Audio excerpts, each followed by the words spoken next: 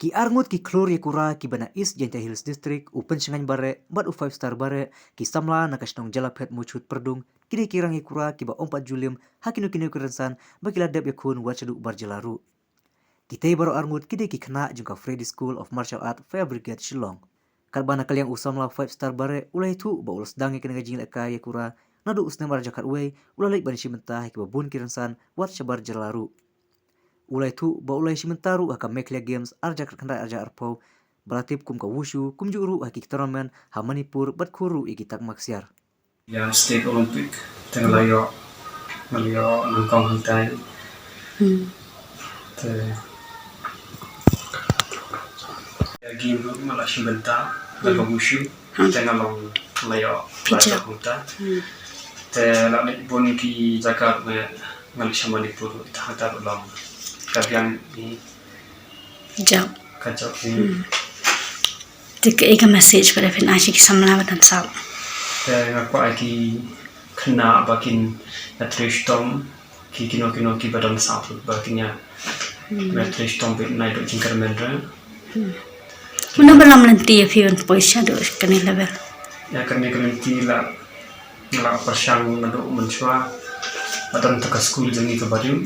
Hai. Ada dari Linda yang rekod.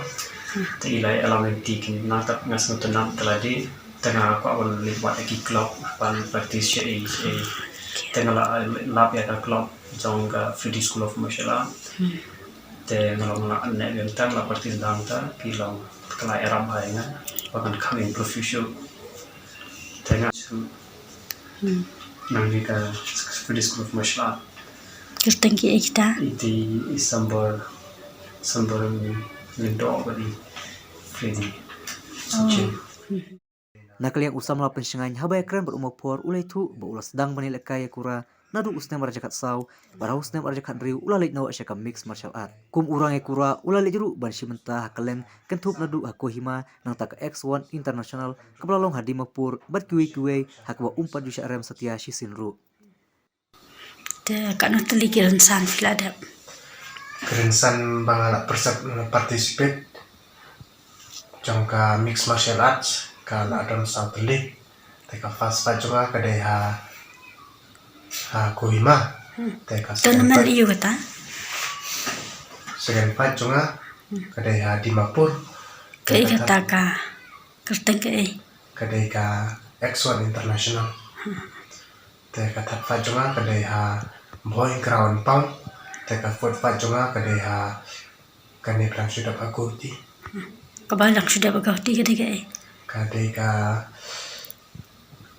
klub Vor International eh. kadai ka interstate Oh, interesting. Okay. Te kanu sin fila rakyat kenam job.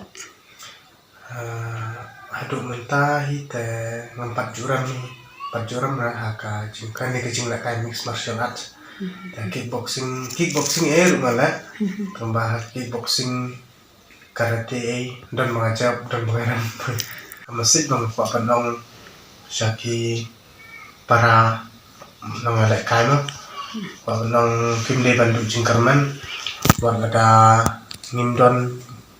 ngimbiang kata sponsor eru te ni de banyak be chakmat de ban treju tomben te ublay na don bekat ni te impoi be chakatong kong nung sapi tengah ai ublay try kundat nong bu nong tau kanu hadu kani klimat bang adon ne neng ba chung ngala pan ne ya kini ke barok mo te ngai ublay ru email pa coach jonga te ya ka club Wih kuat sampai.